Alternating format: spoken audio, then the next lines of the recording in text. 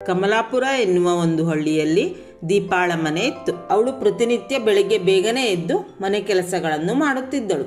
ದೀಪಾ, ರಂಗೋಲಿ ತುಂಬಾ ಸುಂದರವಾಗಿದೆಯಮ್ಮ. ಹೌದಾ ಅತ್ತೆ?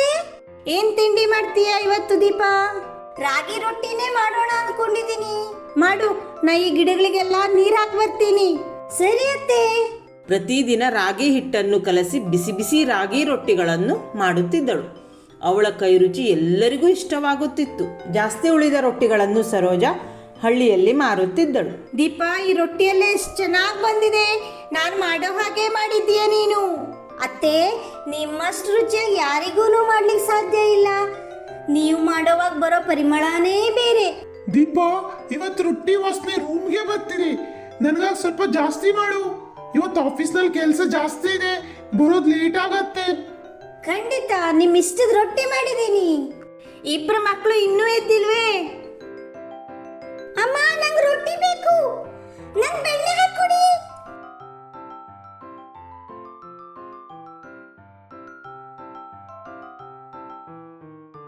ಸರಿ ಸರಿ, ಬೇಗ ಬೇಗ ತಿಂದು ಶಾಲೆಗೆ ಹೊರಡಿ.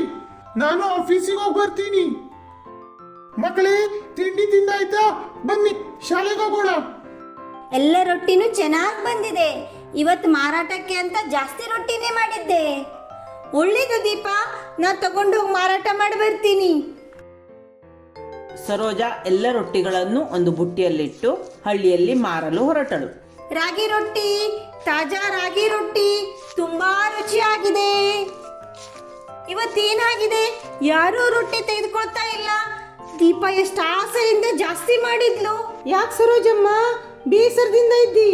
ರೊಟ್ಟಿ ಮಾರಾಟ ಆಗಿಲ್ವಾ? ಹೌದು ಲಕ್ಷ್ಮಿ, ಒಂದು ರೊಟ್ಟಿನೂ ಮಾರಾಟವಾಗ್ತಾ ಇಲ್ಲ. ಬೆಳಿಗ್ಗೆಯಿಂದ ಓಡಾಡ್ತಾ ಇದ್ದೀನಿ. ಹಾ, ನಿಜ ಹೇಳ್ಬೇಕಂದ್ರೆ ರೊಟ್ಟಿನ ಪ್ರತಿನಿತ್ಯನೂ ತಿನ್ಲಿಕ್ಕೆ ಜನ ಇಷ್ಟಪಡಲ್ಲ. ಈಗಿನ ಕಾಲ ಜನರಿಗೆ ಹೊಸ ಹೊಸ ರೀತಿ ತಿಂಡಿ ಬೇಕು. ಓಹೋ. ಲಕ್ಷ್ಮಿಯ ಮಾತುಗಳು ಸರೋಜಾಳ ಮನಸ್ಸಿಗೆ ತೀವ್ರ ನೋವುಂಟು ಮಾಡಿದವು. ನಿರಾಶೆಗೊಂಡು ಸರೋಜಾ ತನ್ನ ರೊಟ್ಟಿಗಳ ಬುಟ್ಟಿಯನ್ನು ತೆಗೆದುಕೊಂಡು ನಿಧಾನವಾಗಿ ಮನೆಗೆ ಮರಳಿದಳು. ಮಾರಾಟವಾಗದ ರೊಟ್ಟಿಗಳ ಭಾರ ಅವಳನ್ನು ಇನ್ನೂ ಹೆಚ್ಚು ದುಃಖಿತಳನ್ನಾಗಿಸಿತು. ಸರೋಜಾ ಮನೆಗೆ ಮರಳಿದಾಗ ದೀಪಾ ಅತ್ತೆಯ ಮುಖದಲ್ಲಿನ ಬೇಸರವನ್ನು ತಕ್ಷಣ ಗಮನಿಸಿದಳು.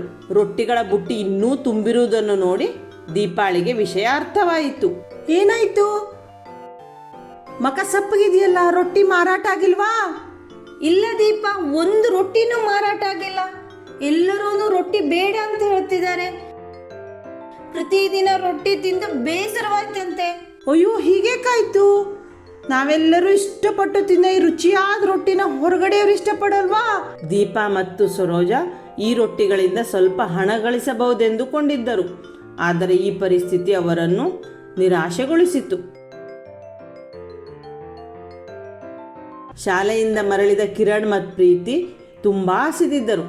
ಅವರಿಗೆ ಏನಾದರೂ ವಿಶೇಷವಾದದ್ದನ್ನು ತಿನ್ನಬೇಕೆನಿಸಿತ್ತು. ಅಮ್ಮ, ನಂಗೆ ತುಂಬಾ ಹಸಿವಾಗಿದೆ. ರೊಟ್ಟಿ ಇದೆ, ಅದನ್ನೇ ತಿನ್ನಿ ಮಕ್ಕಳೇ. ಬೇಡ, ರೊಟ್ಟಿ ಬೇಡ. ಅಮ್ಮ, ನನಗೆ ಚೂರುಮುರಿ ಮಾಡಿಕೊಡು. ಅಮ್ಮ, ನನಗೆ ಹೊಸದೇನಾದ್ರೂ ಮಾಡಿಕೊಡು. ಪಾನಿಪುರಿ, ಮಸಾಲೆ ಪುರಿ, ಈ ರೀತಿದೇನಾದ್ರೂ ಬೇಕು. ಹಾ, ರಾಗಿ ಚುರುಮುರಿ, ಅದನ್ನೇ ಮಾಡ್ತೀನಿ. ಖಂಡಿತ, ಪ್ರತಿನಿತ್ಯ ರೊಟ್ಟಿ ತಿಂದ್ರೆ ಜನರಿಗೂ ಬೇಸರ ಆಗತ್ತೆ. ಆದ್ರೆ ಈ ರೀತಿ ಚೂರ್ಮುರಿ ಮಾಡಿದ್ರೆ ಎಲ್ಲರೂ ಇಷ್ಟಪಡ್ತಾರೆ ಅಂತ ನನ್ನ ನಂಬಿಕೆ ಇದೆ.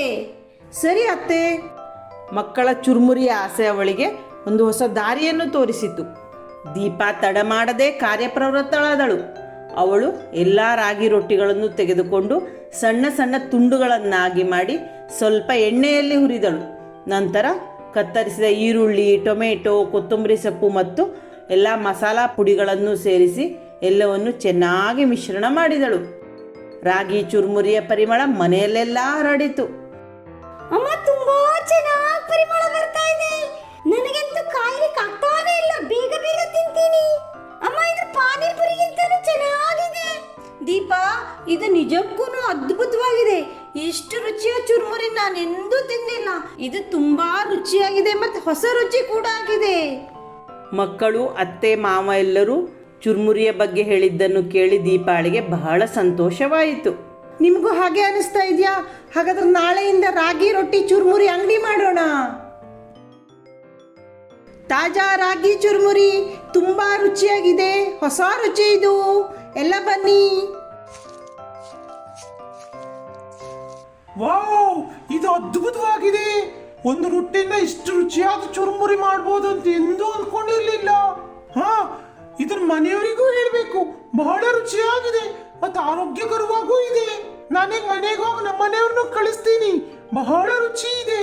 ಪ್ರತಿನಿತ್ಯನೂ ಮಾಡಿ ನಾವು ದಿನಾ ಬರ್ತೀವಿ. ನೋಡು ದೀಪ, ಎಷ್ಟು ವೇಗವಾಗಿ ಮಾರಾಟ ಆಗ್ತಾ ಇದೆ. ಹೌದು ಅತ್ತೆ, ಎಲ್ಲ ಚೆನ್ನಾಗಿ ಮಾರಾಟ ಆಗ್ತಾ ಇದೆ.